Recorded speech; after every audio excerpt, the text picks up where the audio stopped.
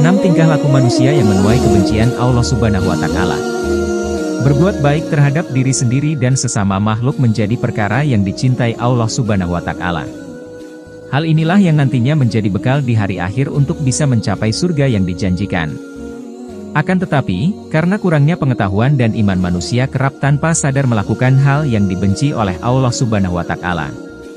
Terdapat beberapa hal yang dibenci Allah Subhanahu wa Ta'ala dan seharusnya manusia tidak terjerat di dalam perangkat tersebut. Bahkan beberapa perkara diantaranya perkara yang dianggap sebagai kesalahan kecil saja. Berikut 6 tingkah laku manusia yang dibenci oleh Allah Subhanahu wa Ta'ala. 1. Kikirnya orang-orang kaya. Kikir merupakan penyakit hati yang timbul karena manusia terlalu cinta terhadap hartanya, sehingga tidak mau bersedekah. Hal ini merupakan perkara yang dibenci oleh Allah Subhanahu wa Ta'ala, terlebih jika dilakukan oleh orang kaya. 2. Takabur. Takabur merupakan sikap sombong dan menganggap dirinya lebih dibandingkan dengan orang lain. Dalam kasus orang miskin yang memiliki sifat takabur, memang menjadi sebuah penyakit yang sulit dimengerti. Sifat ini bisa dimiliki dengan kondisi yang minim harta, orang masih bisa menyombongkan diri terhadap orang lain. Padahal orang yang berlimpah harta saja tidak boleh menyombongkan kekayaan dan harta yang dimilikinya. 3. Rakusnya para ulama terhadap dunia.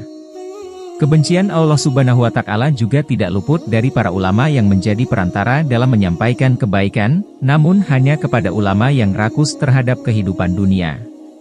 Sifat rakus demi dunia ini menyebabkan seorang ulama akan jauh dari perbuatan pada akhirat dan melemahkan umat. 4. Minimnya rasa malu para wanita.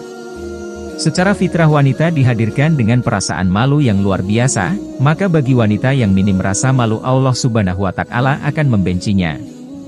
Misalnya biasa saja menampakkan auratnya di hadapan pria yang bukan suaminya.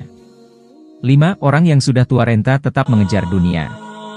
Tidak jarang tindakan ini sering kita temui pada kakek atau nenek di sekeliling kita, padahal sebaiknya waktu mereka sudah seharusnya digunakan hal-hal yang berkaitan dengan mengejar akhirat. Orang tua yang masih senang dunia, mabuk di dalamnya dan berebut kenikmatannya yang hanya sementara tentu saja sangat dibenci oleh Allah Subhanahu wa Ta'ala. 6. Malasnya para pemuda. Pemuda yang malas juga akan mendapatkan kebencian dari Allah Subhanahu wa Ta'ala. Pada masa ini seharusnya pemuda mengoptimalkan kemampuannya untuk bekerja atau berkreasi.